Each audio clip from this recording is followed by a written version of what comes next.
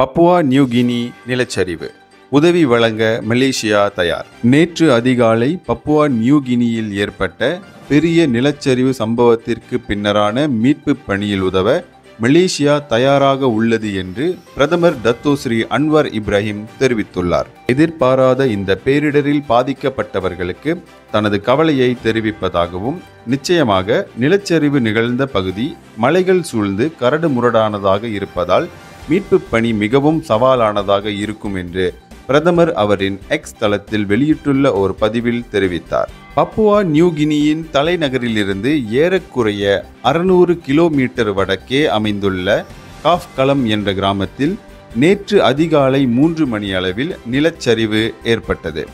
இதில் 50க்கு மேற்பட்ட வீடுகள் நிலச்சரிவில் புதையுண்டதாகவும் நூற்றுக்கணக்கானோர் உயிரிழந்ததாகவும் அங்கிருந்து வரும் செய்திகள் தெரிவிக்கின்றன. இந்தியர்களின் இதய குரல் மக்களோசை.